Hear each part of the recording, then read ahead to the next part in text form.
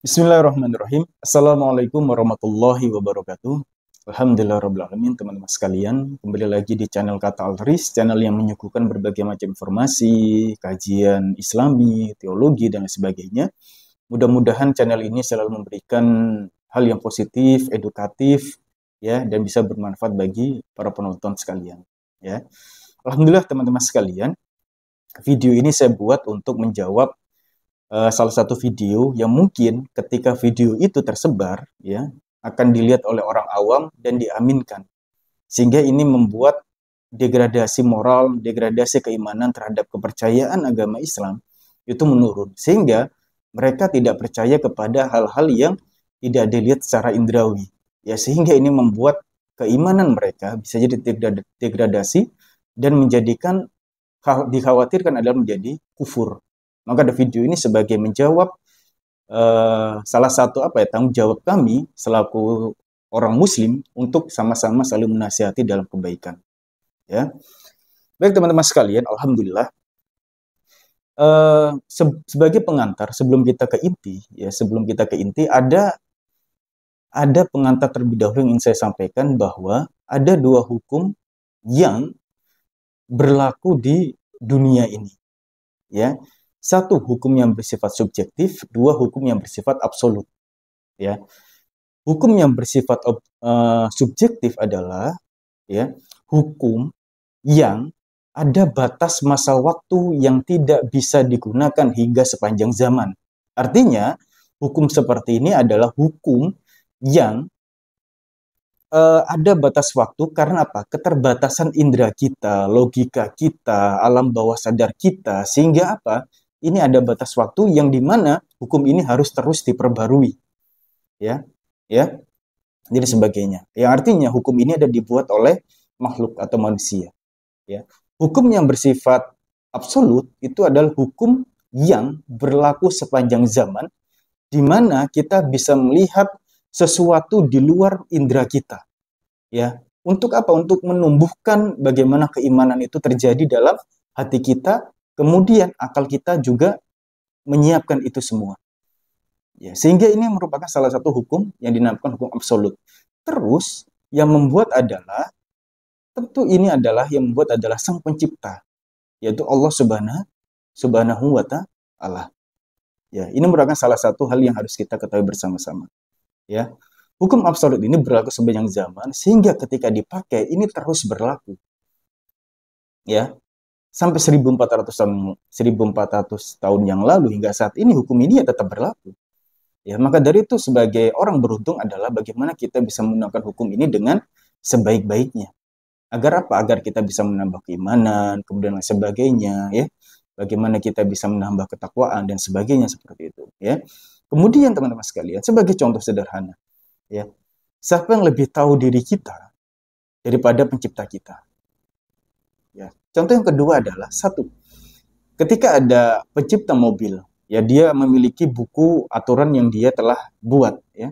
Tentu dia lebih paham bagaimana dia bisa menyelesaikan problematika di mobil tersebut, kerusakan seperti apa. Tentu si pencipta ini ya bisa menyelesaikan problem di mobil tersebut karena dia yang membuat, ya. Begitu juga dengan Allah Subhanahu wa Ta'ala yang menciptakan kita, para makhluknya, ya. Tentu Allah lebih tahu tentang kehidupan kita. Tentu Allah jauh lebih tahu bagaimana solusi yang terbaik untuk kita. Nah, begitulah teman-teman sekalian bagaimana cara pandang kita terhadap kitab suci. Ya. Lalu bagaimana dengan sains, ya? Dengan orang-orang yang menggaungkan sains, ya, dengan pembuktian dengan cara indrawi. Berarti kan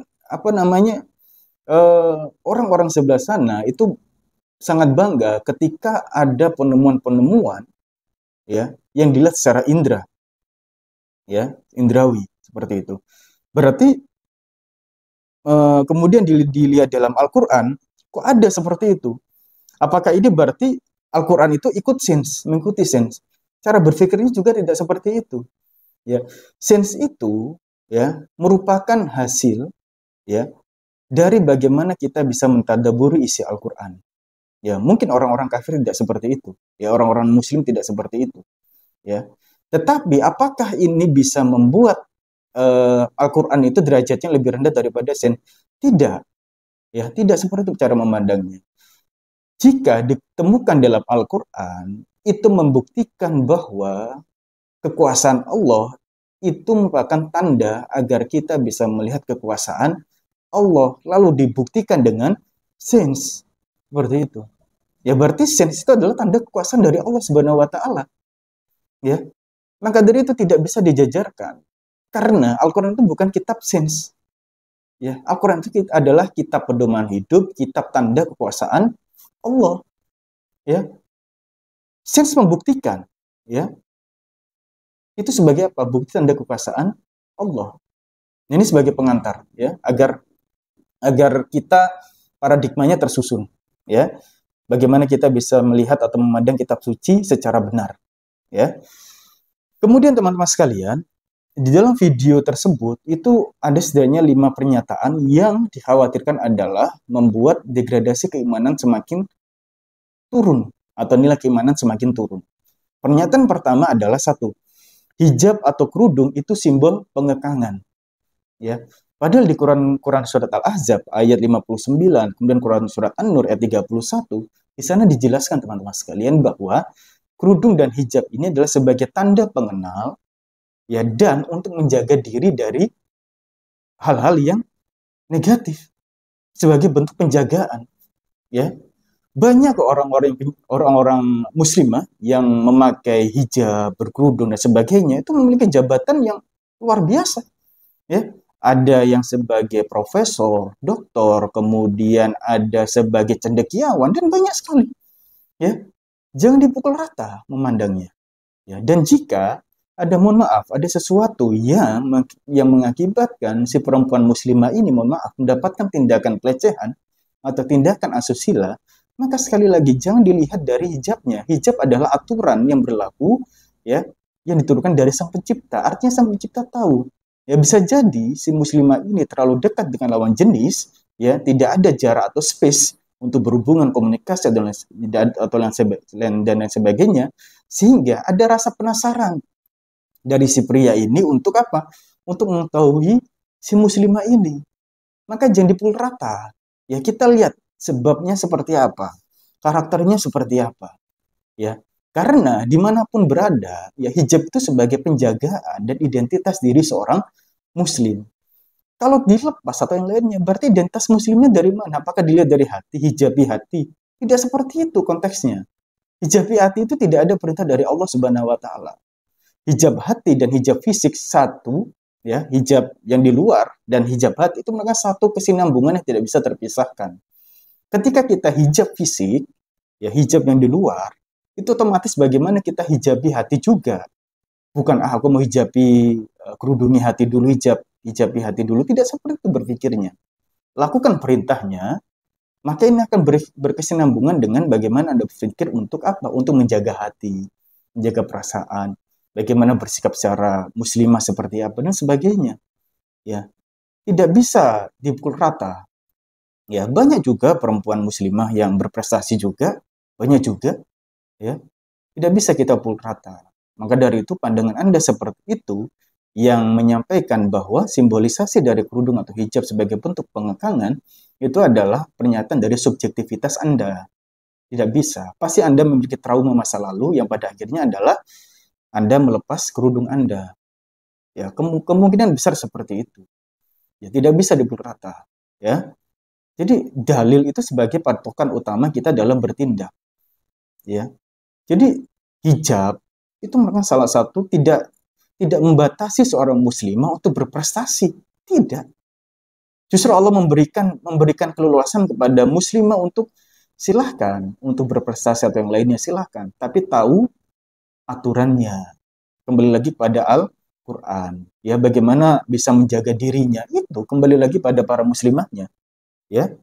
Kemudian teman-teman sekalian, pernyataan kedua itu tadi pernyataan pertama, ya, kerudung atau hijab itu membuat pengekangan, tidak, ya, itu pemikiran subjektif, ya.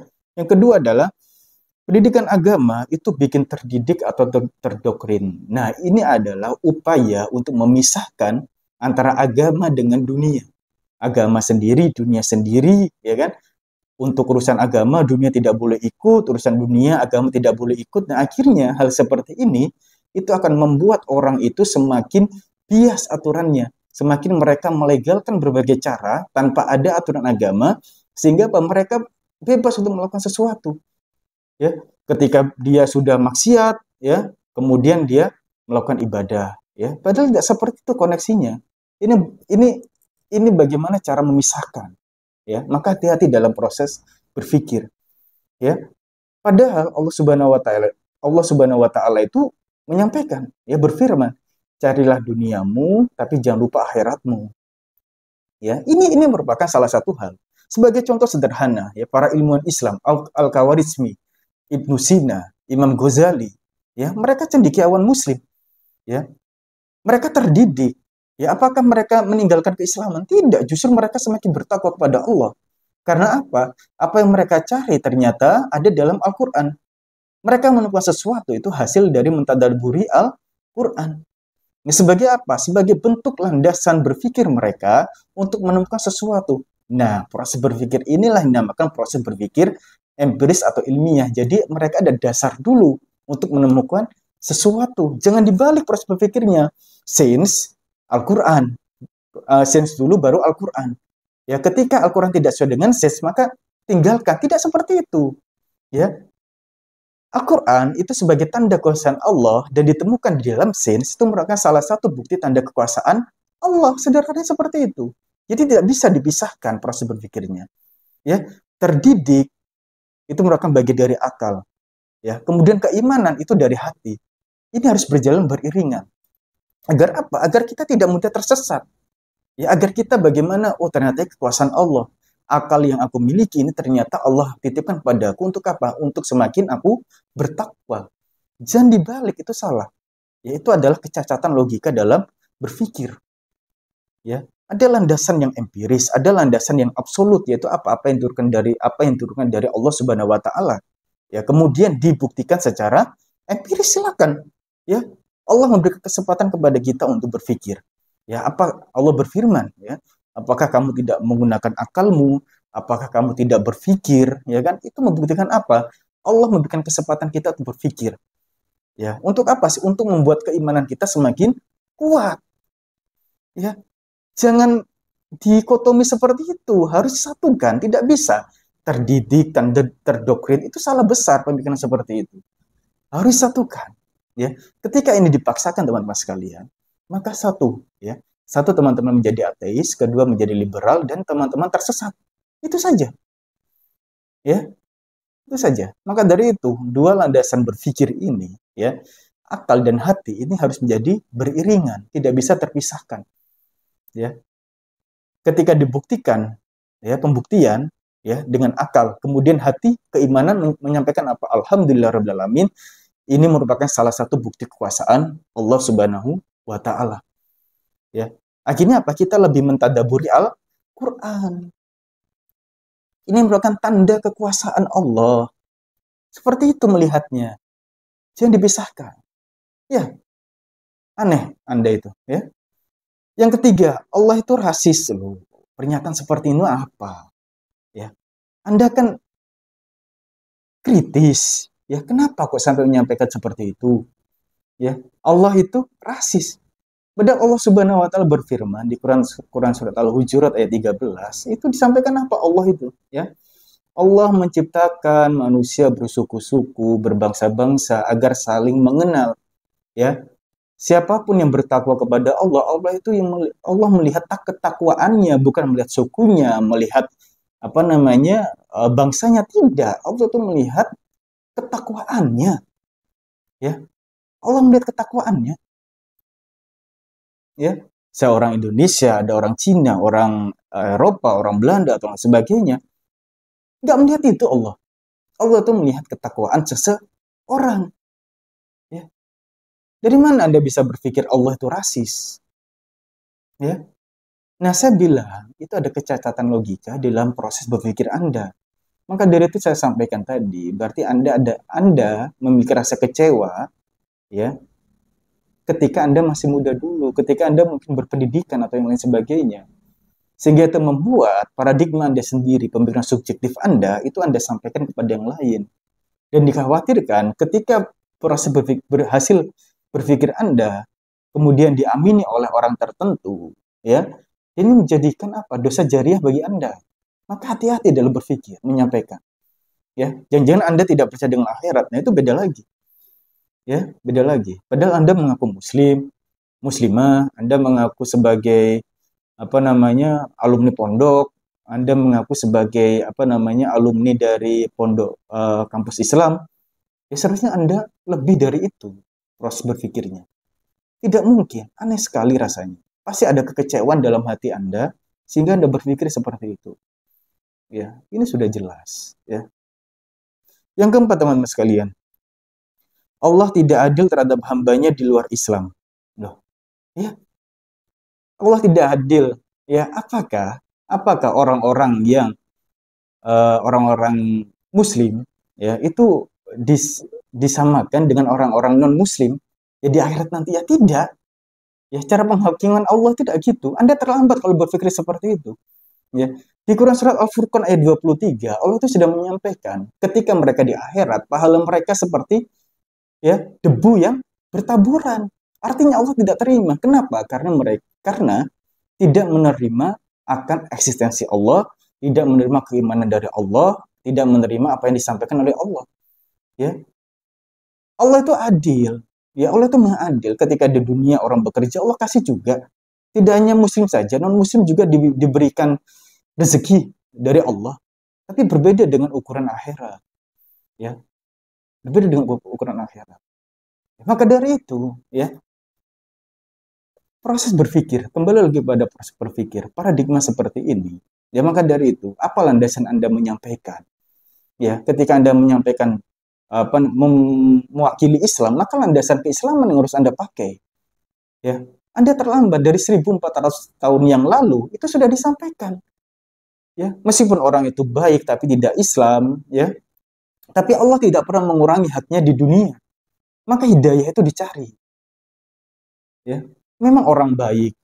Kalau Anda bandingkan teman-teman sekalian, ya ini pemahaman yang keliru ya. Anda membandingkan itu tidak apple to apple. Ada orang non muslim tapi akhlaknya baik, kemudian kepribadiannya baik, kemudian Anda bandingkan yang non muslim yang tidak memiliki kepribadian baik, kemudian dari segi kehidupan juga tidak baik, itu tidak apple to apple. Itu salah proses berpikirnya. Ya, Anda tidak kritis, itu namanya. Bandingkan yang sesuai yang sama agar Anda mendapatkan hidayah. Satu, bandingkan dengan Muslim yang menjaga kehidupannya dengan baik, dia di kehidupannya juga tertata. Bandingkan juga dengan non-Muslim, ya, yang baik juga yang lainnya. Bandingkan. Kemudian lihat kualitas hidupnya, dinilai dari apa? Dari sisi keimanan. Itu baru apple to apple. Jadi tidak bisa seperti itu, ya. Membandingkan antara enak mana tai kebo sama tai ayam, kan seperti itu. Nah, Anda membandingkan seperti itu. Enak mana tai kebo sama tai ayam, ya. Oh, tai kebo seperti itu. Berarti Anda mikirnya seperti itu. Tidak boleh. Ya, maka apple to apple. Inilah namakan proses berpikir kritis. Ya, 1400 tahun yang lalu Allah sudah berfirman seperti itu. Ya. Maka dijadikan semua pahala bertaburan seperti debu. Ya, maka seperti itu cara berpikirnya, ya. Maka dari tadi saya sampaikan, proses berpikir ini harus digunakan dua-duanya, antara akal dan hati, dari akal dan keimanan, agar tidak tersesat. Ya, ini teman-teman sekalian, ya perlu digarisbawahi. Ya, kemudian yang kelima, nah ini cerita Nabi adalah dongeng. Nah, Allah Subhanahu Wa Taala berfirman, itu Anda terlambat menyampaikan seperti itu. Ya, karena Anda menyikapi apa yang tidak dilihat oleh indrawi dan tidak ditemukan secara arkeologi, itu merupakan dongeng, mitos dan sebagainya. 1400 yang lalu Allah itu sudah berfirman, ya. Allah sudah memberikan apa namanya pernyataan di dalam Al-Qur'an, dalam Quran surat Al-An'am ayat 25. Ketika dikisahkan cerita-cerita pada terdahulu, orang-orang kafir menyampaikan apa? Oh, ini hanya dongeng-dongeng semata, hanya dongeng-dongeng orang terdahulu. Dan ketika mereka dilihatkan di dalam akhirat, orang-orang ini saling menuduh, saling menyalahkan di akhirat. Lu kamu dulu menyesatkanku, gara-gara beritamu seperti itu. Terus yang lainnya, lu kenapa kamu ikut-ikutan aku? Kamu tahu kan aku salah. Akhirnya kalian itu bertengkar di akhirat nanti. Terlambat. Ya, Allah sudah menyampaikan 1400 tahun yang lalu. Jangan-jangan Anda tidak melihat Al-Quran secara benar.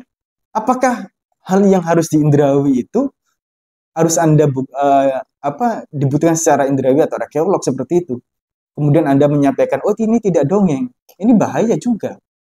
Ya, bahaya juga. Itu sudah disampaikan 1400 tahun lalu. Justru ada 3 hal yang dikatakan ilmiah. 1 lewat pendengaran, 2 lewat cerita, 3 lewat penglihatan. Ya. Itu dikolaborasikan teman-teman sekalian.